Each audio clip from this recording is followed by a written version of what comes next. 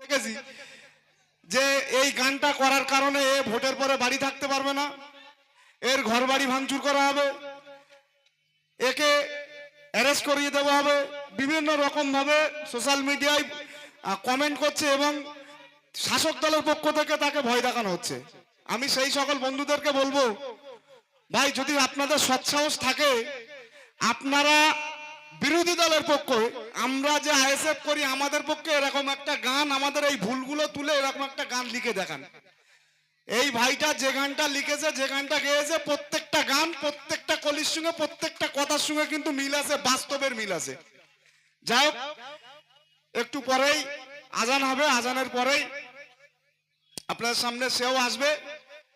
তার আগে আমাদের এখনো রাজ্য সম্পাদক শ্রী বিশ্বজিৎ মহাশয় এখনো বক্তব্য দিতে বাকি আছে, বিশেষ করে যার উদ্দেশ্যে আমরা এখানে উপস্থিত হয়েছি।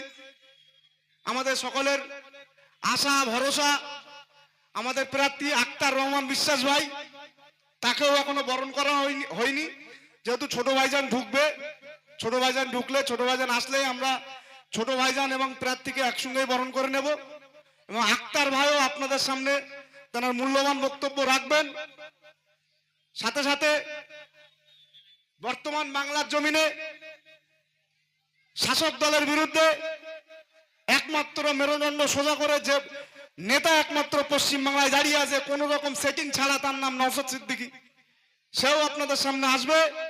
আপনারা আশপাশে যেখানে যে আছেন আপনাদের কাছে অনুরোধ করব আপনারা আমাদের মাঠে চলে আসুন এবং আগামী লোকসভা 21শে জুন কিভাবে আমরা বসিরহাট লোকসভাটিকে জিতিয়ে নওশাদ সিদ্দিকী ভাইজান ও আব্বাস সিদ্দিকী ভাইজানের হাতে উপহার দেব, তার প্রতিজ্ঞাবদ্ধ আমরা এখান থেকে হব।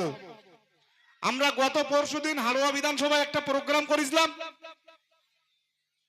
আমরা প্রত্যেকটা প্রোগ্রামে যেভাবে মানুষের ঢল, প্রথম প্রোগ্রাম বসিরহাট লোকসভা নির্বাচনে প্রথম প্রোগ্রাম আমরা সন্দেশখালীতে করেছিলাম। আমি সন্দেশখালী ভাইদেরকে আমরা কথা দিয়েছিলাম যে বসিরহাটের প্রচার সর্বপ্রথম নওশাদ ভাইয়ের কোন প্রোগ্রাম যদি আমরা করি আমরা সন্দেশখালী থেকেই শুরু করব।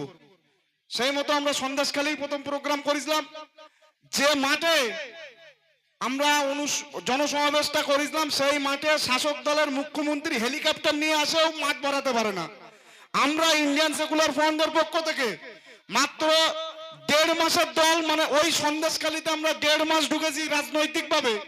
তার মধ্যে আমাদের অবজারভাররা এবং সন্দেশখালীর ছেলেরা যেভাবে মেহনত করে ওই মাঠকে কানায় কানায় ভরিয়ে দেখিয়েছে। এটা সন্দেশখালীর জীবনের ইতিহাস, যেখানে সরবেড়িয়া মাঠে দাঁড়িয়ে 2011 সালের পর থেকে